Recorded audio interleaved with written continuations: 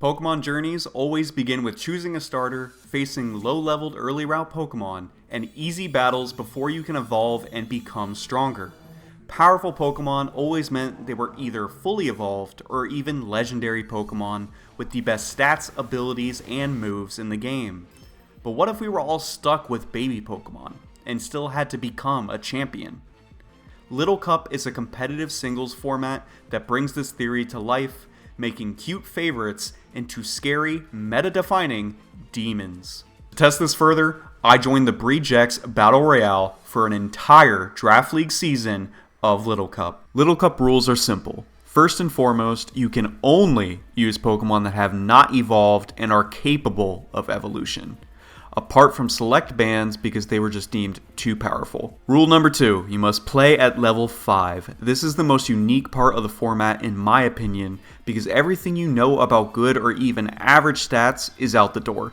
The majority of Pokemon won't even use all of their EVs each battle. And most importantly, speed tiers are now in intervals of 1. The third rule, and arguably the most crucial one in Generation 9, no Terra. These babies are way too strong. Now, we can't hop straight into battles. First, we have to draft our roster, meaning there's a few more rules. Starting off, we have 95 points for 9 Pokemon. No more, no less. Second, we will have 2 draft pools with 8 coaches each, meaning we might get a few mirror matches in this season. Lastly, it's your standard snake style format, so that means everyone not in spots 4 or 5 get to actually have fun picking their team. And what spot did we get, you might ask?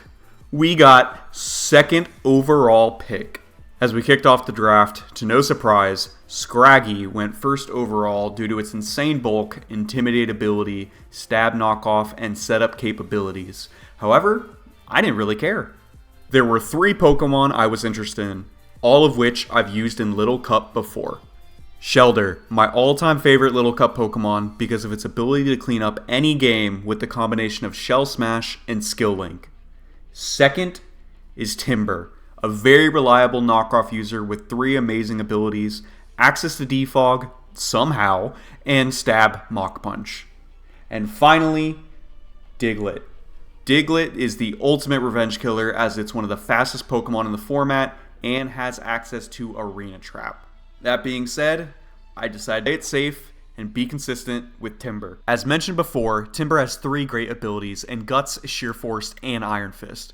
The first 2 allow it to be a sneaky breaker with Guts Facade or Life Orb and Sheer Force, while Iron Fist boosts its preferred moves in Mach Punch and Drain Punch. Outside of stab fighting moves, Timber loves to click Knockoff, which is easily the best move in the format.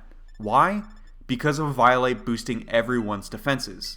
Well, almost everyone. One last rule with BBR is that we're limited to 2 duplicate items every battle, meaning only 2 of Violite users, and luckily for me, Timber is a great contender to hold this mega baby stone nearly every single week. After a long 12 picks in the draft, it finally made it back to me.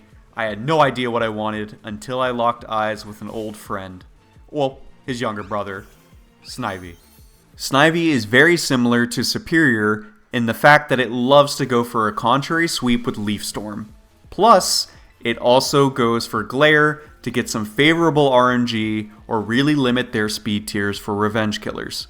And of course, I made sure it had access to Knockoff, limiting their checks before committing to Leaf Storm spam for the win. The best item for Snivy is typically a Choice Scarf to allow it to spam Leaf Storm while outspeeding everything and just going for the contrary sweep. However, it can benefit holding the Eviolite if needed in order to have a more favorable matchup to spam Glare, Knockoff, and Synthesis. Now after my first 2 picks, I have a clear flying type weakness. And what better way to deal with birds than with a cat? Meowth is the next best revenge killer after Diglett because of 4 lovely words.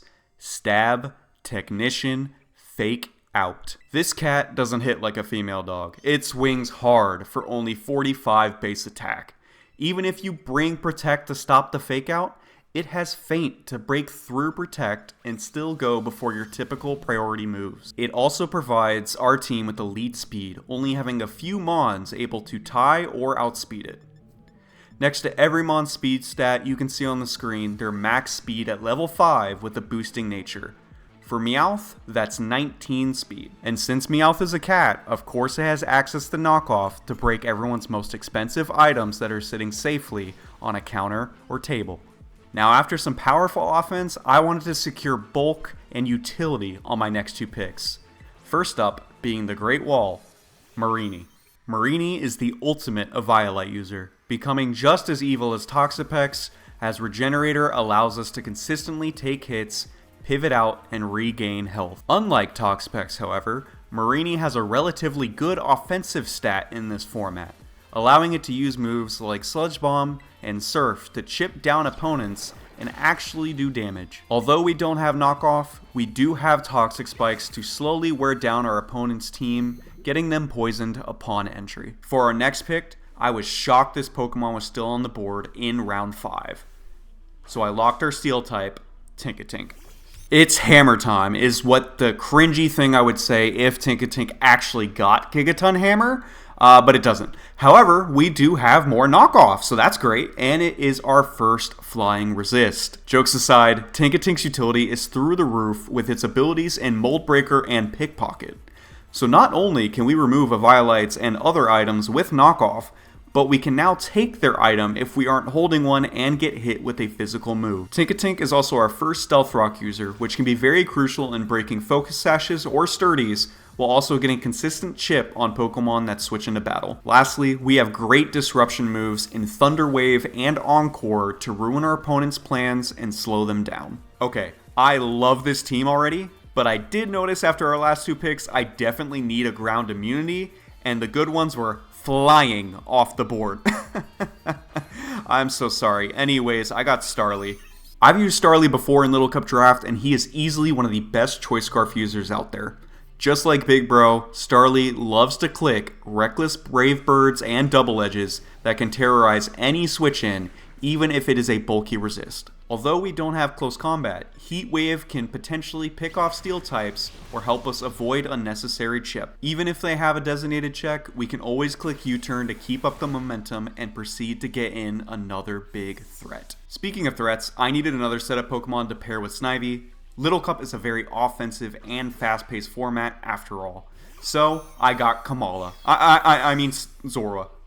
Zorua allows me to play Illusion Mind Games with my opponent while clicking Stab, come on, say it with me, Knock Off! Zorua is also a great mixed attacker thanks to its stats and move pool, meaning we can set up a Nasty Plot or a Swords Dance to do a lot of damage. Lastly, Sucker Punch is another strong form of priority to help support the team. At this point, I feel like my team is golden. However, another form of hazard removal would be great, and maybe adding some spikes for some extra hazards. If only I could find the perfect...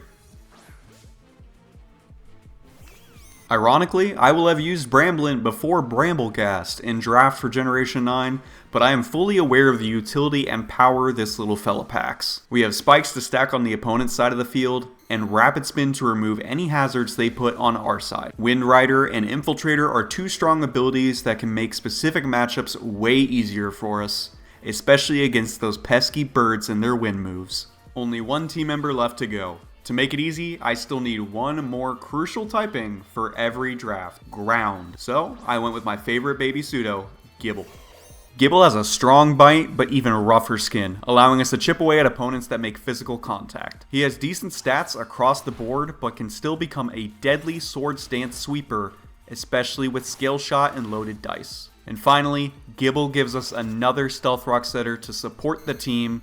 And that's it. Meet your Playmore team for BBR Season 10. I hope y'all like the Gachiakuta nicknames that I picked out, as I've been loving the anime recently. And yes, there is no Bubby for this season, but that's because he didn't want to embarrass the kids. I mean, that's like LeBron James playing against middle schoolers and then proceeding to dunk on them. These battles will go up every Sunday for the next 7 weeks, so make sure you're subscribed to not miss a battle and then hopefully see us lock into playoffs. Please let me know in the comments what you guys think of the team and this video overall. I really put my all into this compared to my previous draft content, as I want to do more in the future for you guys. It's been far too long since I played Little Cup, so I hope y'all are excited, just like I am, and I will see you next Sunday for our Week 1 battle.